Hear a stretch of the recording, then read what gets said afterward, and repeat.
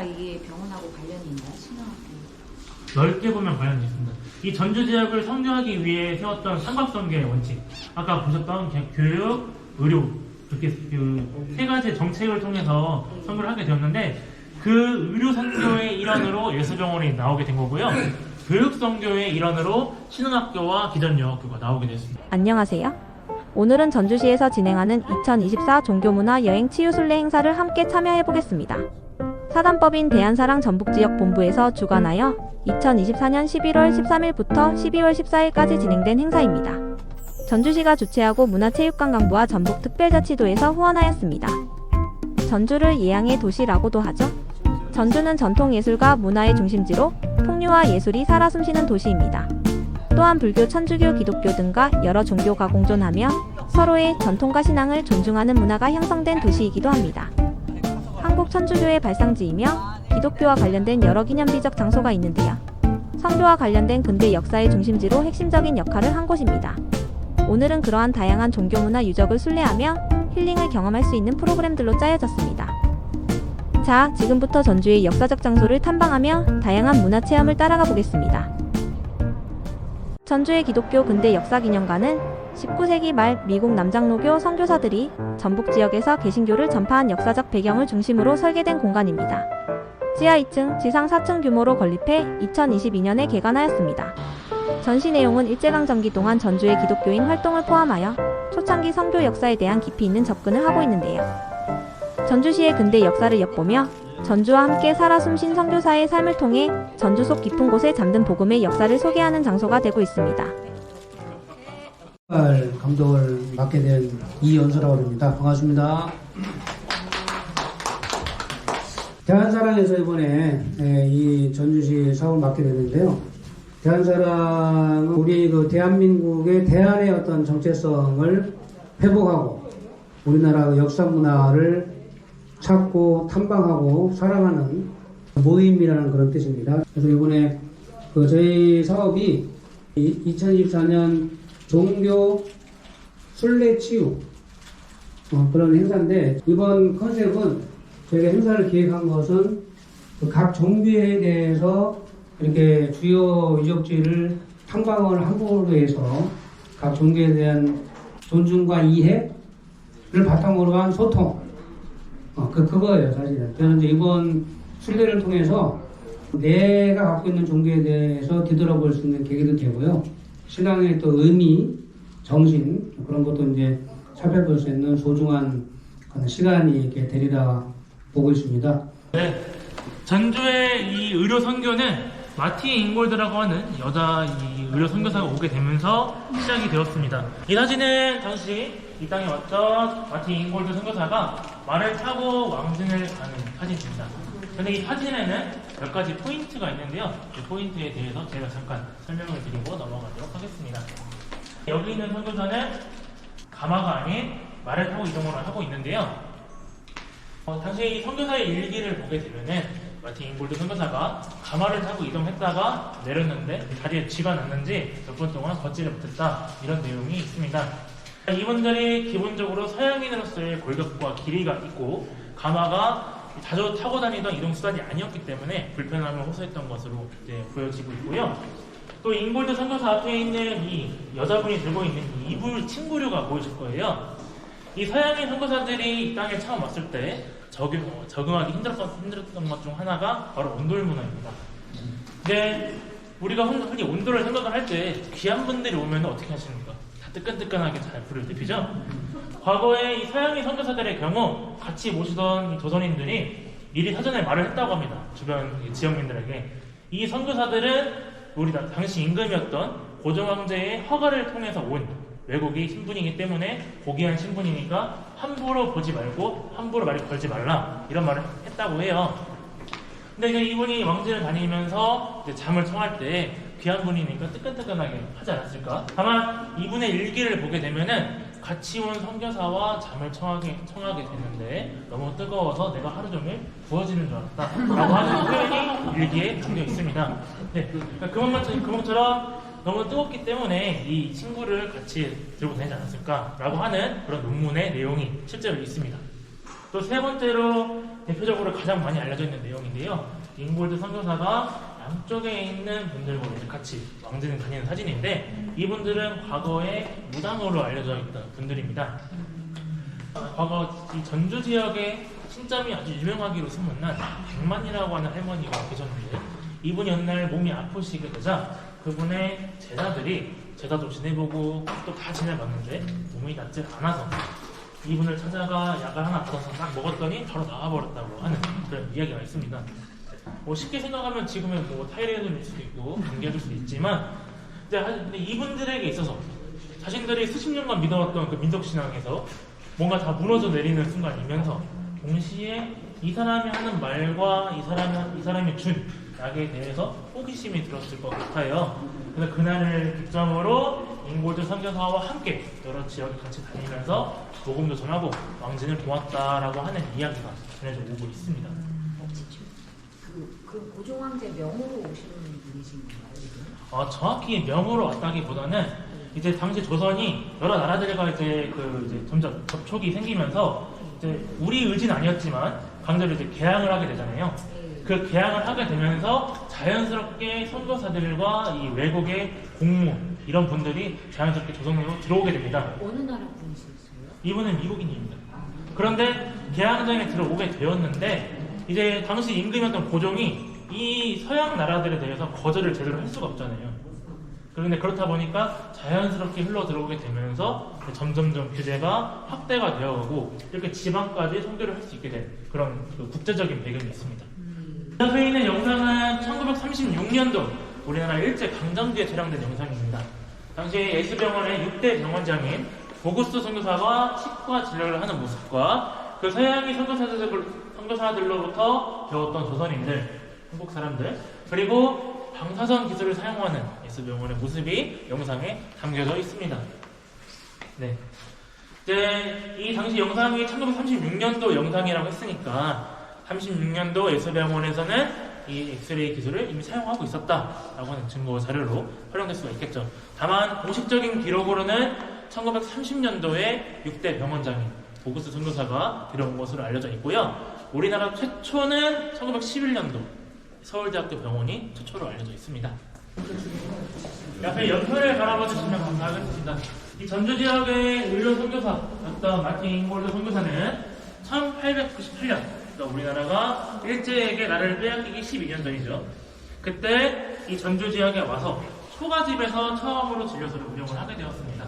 그런데 이 전주의 유생들이 이 선비들이 외세였던 서양인이었던 이분들을 다른 지역으로 이동해달라고 요청을 하게 되고 현재 서 계신 이 일원으로 이제 선교 기지를 옮기게 되는데 이 사진의 모습이 현재 이 일원의 122년 전의 모습 이렇게 사진으로 보여지고 있습니다.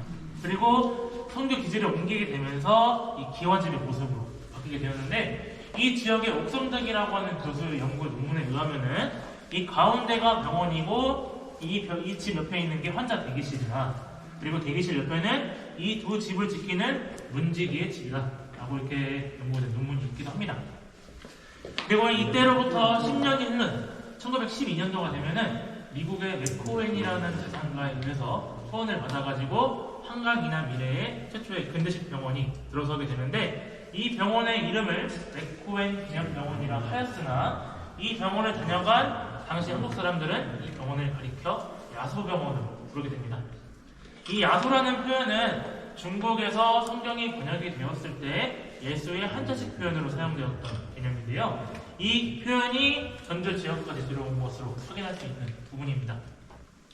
또 이 12년도에서 시간이 흘러서 1935년도가 되면은 이 병원이 아쉽게도 이제 화재가 나는데 지역민들의 도움으로 다시 건물을 다시 재건축을 하게 됩니다. 그리고 그 모습이 바로 저 영상에서 지금 보이시는 지금 나올 예수병원의 모습으로 이렇게 재건축이 됩니다. 네. 저 영상이 36년도니까 화재가 난 이후에 건물을 다시 올린 모습이 저렇게 영상으로 촬영이 되었습니다. 그런데 1940년도가 되면서 일본이 우리나라의 선교사들을 다 강제로 해외로 출국 명령을 내리게 됩니다. 그러다 보니까 선교사에 의해서 운영이 되었던 이 예수병원 역시 임시로 폐원을 하게 되는데요. 근데 우리나라 역사를 보게 되면은 해방 이후에 소련과 미군이 들어오게 되잖아요. 당시 1947년도에 미군의 허가를 받고, 미군 정부로부터 허가를 받고 온 7대 병원장인 구바울 선교사가 오게 되면서 임시 폐원되었던 예수병원이 다시 활성화가 되게 됩니다. 네. 그리고 이 사람이 병원장으로 있던 시절에 어떤 사건이 일어나게 됩니다. 바로 이 사건인데요. 이 사진은 어떤 걸로 또 보이시나요? 네, 맞습니다. 네. 과거에 예수병원 정문 앞에 9살짜리 여자아이가 쓰러져 있어서 이 아이를 진찰하고 진단해보니까 장폐색이 의심이 되었습니다. 그래서 이 아이의 소장을 열어보니 1063마리의 맹충이 확인이 된다고 합니다. 물론 당시 기록상으로 보았을 때 성인의 경우 최대 22,000마리까지도 나왔다고 해요. 근데 결국에는 이 아이를 그냥 살리지 못했다고 하고, 이 사건을 계기로 이 구바울 선교사가 미국의 코리안 타임즈라고 하는 원고에 글을 싣게 돼서 당시 미국인들이 이 사건을 조명할 수 있게 됩니다. 당시 국제적인 상황으로 보았을 때 이미 우리나라 역시 일본과 연계를 통해서 이 기생충 박멸 운동을 위한 움직임이 이미 있긴 했습니다. 하지만 이 구바울 선교사가 미국에 이 사실을 알리게 되면서 미국으로부터 많은 지원금을 받게 될 수 있었던 그런 공로가 있었고요. 이것을 공로로 인정을 받아서 당시 대통령이었던 박정희 대통령이 문화훈장을 수여하는 그런 사례도 있었습니다. 그리고 예수병원의 행보는 1979년을 기점으로 이제 다른 행보를 보이기 시작합니다. 이때부터 이제 예수병원에서 방글라데시로 의료 선교사를 파송을 한다거나, 혹은 예수병원의 직원들 월급에서 1%씩을 꾸준히 모아서 지금까지도 이어져 오고 있는 해외 봉사단체를 만들기도 합니다. 그런데 이 말씀을 드리는 이유는 살짝 종교 색깔이 조금 있지만, 이 병원을 처음으로 세웠던 마틴 잉골드 선교사가 성경의 마태복음 10장에 있는 내용 중에 이런 말이 있어요. 내가 거저 받았으니 거저 줄 수 있게 없어서, 이런 기도를 하고 왔다고 합니다. 그래서 선교사들로부터 받아왔던 역사에서 이제 우리가 거저 줄 수 있게 되는 역사로 바뀌었음을 옆으로 설명해드리고 있습니다. 여기부터는 그냥 간단하게 쭉 보시고 넘어가시면 좋을 것 같습니다. 여기는 잉골드 선교사가 실제로 썼다고 알려져 있는 일기의 사본을 오른쪽에 두었고, 내용을 토대로 예수병원에서 책으로 출판하였습니다. 또 실제로 착용했다고 알려져 있는 구두와 블라우스인데, 이 잉골드 선교사가 우리나라에서 1925년도에 미국으로 돌아가게 돼요. 지금이 2024년도니까 최소 100년 남은 유물로 소개를 해드릴 수가 있겠죠. 여기는 이제 선교사들이 들고 다녔던 왕진 가방입니다. 이 왕진 가방에는 청진기나 기타 이런 시설 도구도 있겠지만 이런 자료들도 들고 다녔다고 해요. 이 자료들은 기본적인 위생교육, 손은 씻고 밥을 먹어라, 타간 음식은 먹지 말아라, 이런 간단한 내용이 있었는데, 이 자료들이 원래 미국에서 가져온 자료다 보니까 영어로 되어 있었고, 이 영어 자료를 지역민들이 편하게 읽을 수 있게 한글로 번역해서 들고 다녔다고 알려져 있습니다. 여기는 선교사들이 가져온 기구들입니다. 몇 개만 소개를 해드리면은 사용법은 책에 나와 있는데 당시 사용했던 위내시경 기구가 여기 소개가 되고 있겠고요. 그리고 여기는 이제 현미경과 산부인과 피부과에서 사용했던 각각 기구들. 예.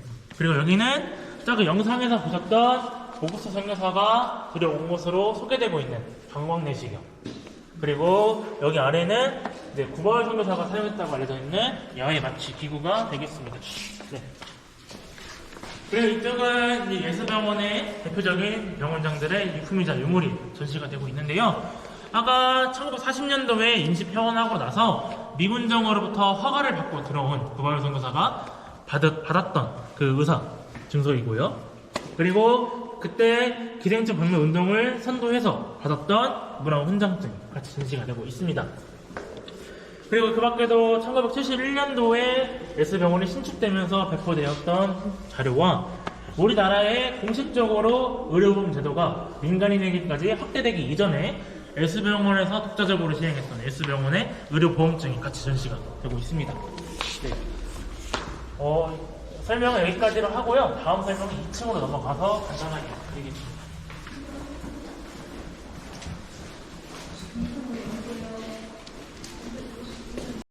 이 그림부터 시작이 되고 있습니다.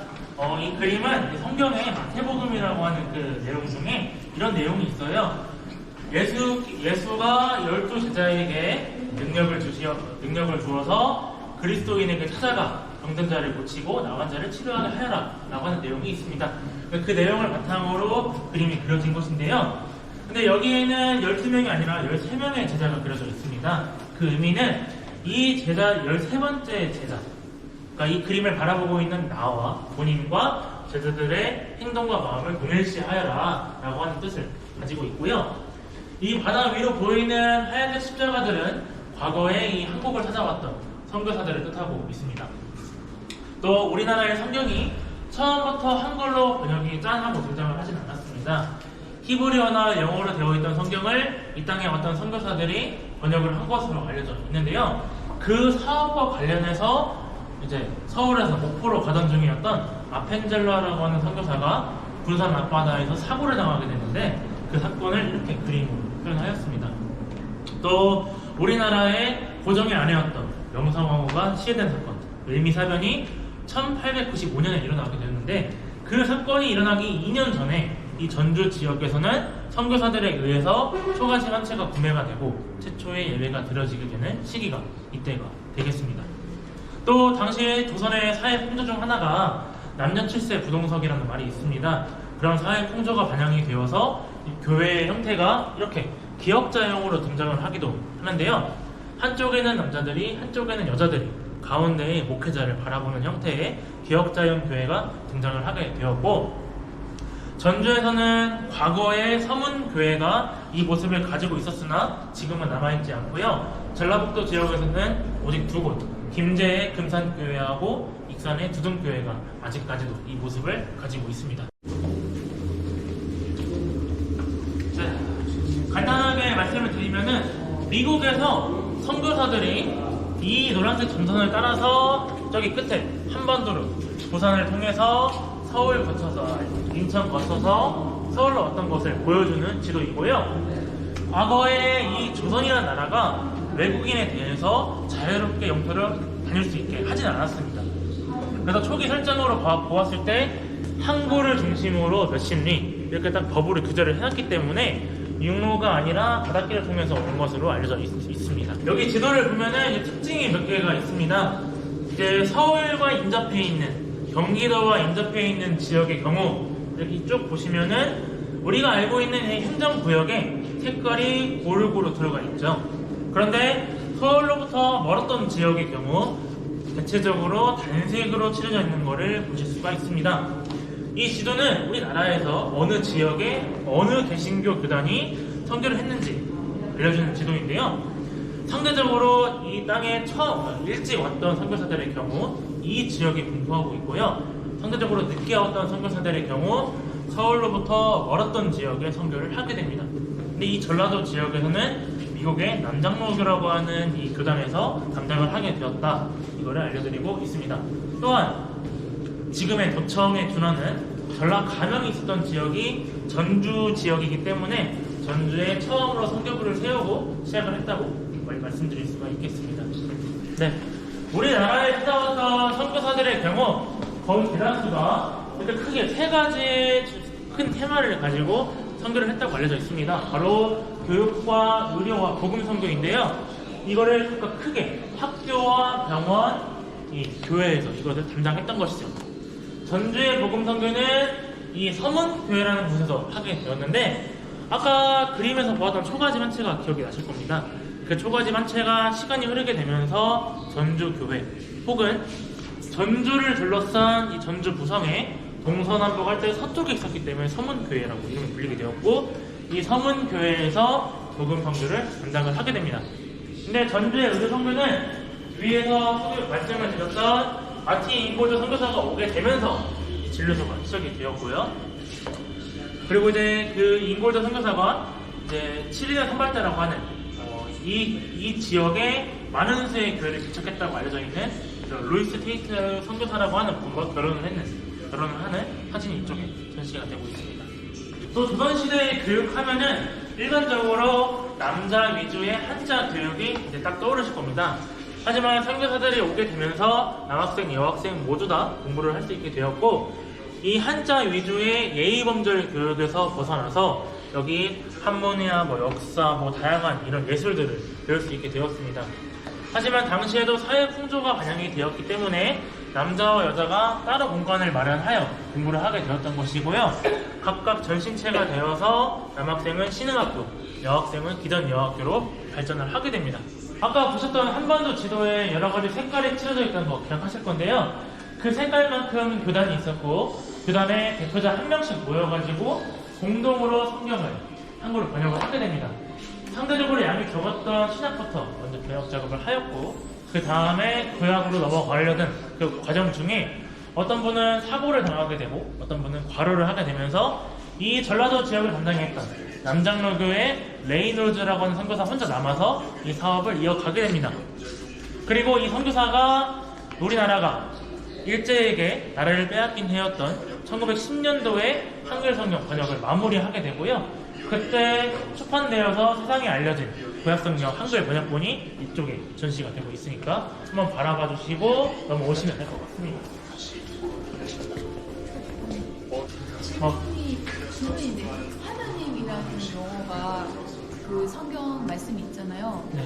그러면은 하나님을 우리 한국인들이 원래부터 쓰던 말이라고 저는 알고 있는데 그 예수님을 하나님을 어떻게 번역을 하게 되는지 한국어로.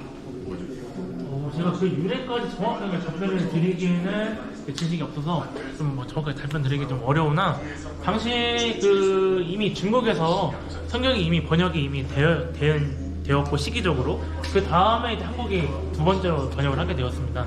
그래서 중국에서 번역이 됐을 때 그 한자식 표현들이 넘어오면서 영향을 준 게 아닌가 이렇게밖에 답변을 못 드리겠습니다. 네. 그리고 이제 간단하게 설명을 드리면은 본래 이 성경이 뭐 우리가 흔히 알고 있는 뭐 창세기, 마태복음 이렇게 나눠져 있잖아요.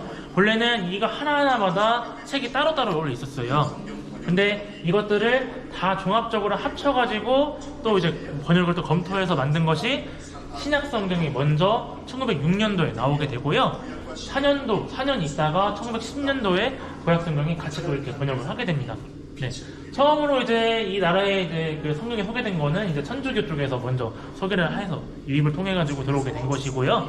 그 상대적으로 늦게 왔던 이제 개신교의 경우는 이 사례를 바탕으로 이제 시행착오를 겪어서 만든 것으로 알려져 있습니다. 네. 천주시를 처음으로 먼저 들어왔잖아요. 천주교 때. 네네네. 근데 그 이후에 성경 번역은 그 이후에 된 건가요?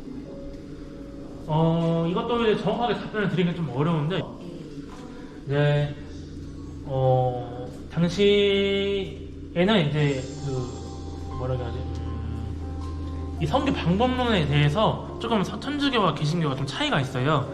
이 천주교의 경우는 이제 뭔가 그냥 할 때 이 나라에 그 번역할 수 있는 통역을 할 수 있는 사람을 통해서 이제 소개를 했다고 하면은 개신교의 경우는 이 현지인들이 이제 읽을 수 있게 언어와 문화를 공부를 해가지고 그 번역 사업을 같이 했던 그런 사례가 있어요.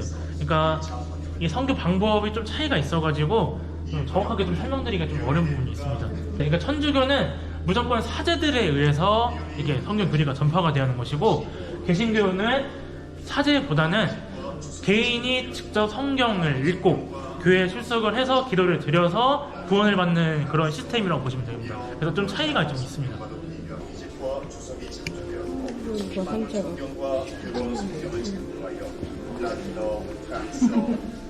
이제 여기 있는 사람은 이제 황해도 황주 출신으로 집안도 부유했다고 알려져 있고 공부도 잘해가지고 청년쯤이 됐을 때 서울의 이화여대를 딱 진학할 정도로 능력이 있는 여성이었습니다. 다만 사회적인 인식과 집안의 반대로 전주 기존여학교 교사로서 근무를 하게 되는데요. 근데 이분이 교사로서만의 일뿐만 아니라 다양한 일을 많이 했다고 알려져 있습니다. 서문교회하고 연계해가지고 부모가 없었던 아이들을 씻기거나 돌봤다고 하고요.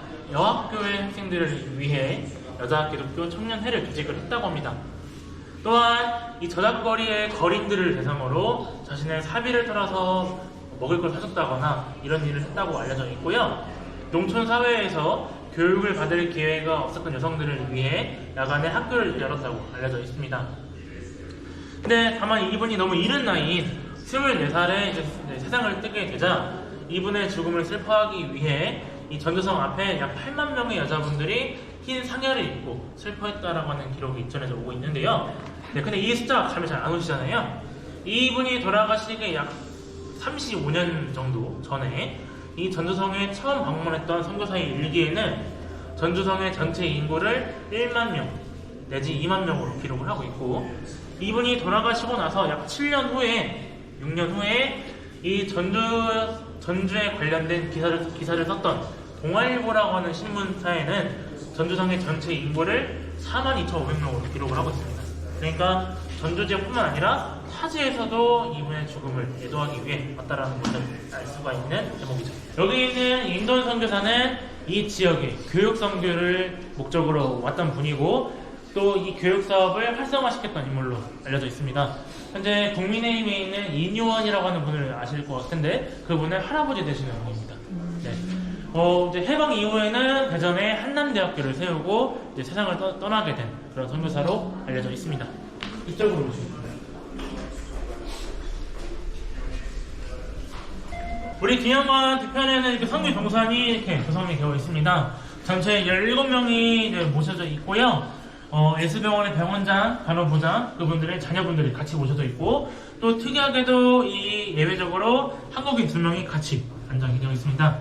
여기 있는 이제 박영문이라는 의사는 북한의 신의주 출신인데 공산주의 체제를 피해가지고 좀 남쪽으로 내려온 인물입니다. 다만 이분이 유학파이기도 하고 신경외과 의사로서 뛰어난 실력이 있었던 의사였기 때문에 예수병원에서 평생 봉사하다가 세상을 떠나게 된 인물인데, 아쉽게도 지역에 연고가 없어서 선교사 묘역에 안장된 곳으로 알려져 있습니다. 그래서 2층 설명은 이렇게 해서 마무리하고 있습니다. 이 땅에 기독교가 들어오기 이전에 천주교가 먼저 들어와 있었고, 이 조선이란 나라는 천주교에 대해서 굉장히 부정적인 인식이 있었던 나라였습니다. 그러니까 지금 이렇게 서양 종교가 들어오기 어려웠던 상황 속에서도 자신의 목숨이 다할 때까지, 혹은 자신의 자녀들이 낯선 땅에서 목숨을 잃었음에도 끝까지 남아서 선교를 이어갔던 이 사람들의 정신과 마음은 어떤 것이었을까, 이런 것들을 되돌이켜 보기 위해 공간을 마련하였습니다. 네, 설명은 여기까지로 마무리해서 마무리하겠습니다. 네, 감사합니다. 신앙학교가 이게 병원하고 관련이 있나요? 신앙학교? 넓게 보면 관련이 있습니다. 이 전주 지역을 선교하기 위해 세웠던 삼각선교의 원칙, 아까 보셨던 교육, 의료, 그렇게 그 세 가지 정책을 통해서 선교를 하게 되었는데, 그 의료 선교의 일환으로 예수병원이 나오게 된 거고요. 교육 선교의 일환으로 신흥학교와 기전여학교가 나오게 됐습니다. 이 기념관은 교육과 연구 사업을 통해 과거 선교사들의 신앙을 계승하고 고취하는 역할을 수행하고 있습니다. 또한 기념관의 위치는 전주 완산구 중화산동으로 역사적으로 중요한 활동 거점 중 하나로도 알려져 있습니다. 전주를 방문하신다면 이곳에서 전북 지역의 기독교 선교 역사와 그 의미를 되새겨보시길 추천드립니다. 그럼 구독과 좋아요 부탁드리고요. 다음 편에서 전주 종교문화 여행 치유순례를 이어가도록 하겠습니다. 감사합니다.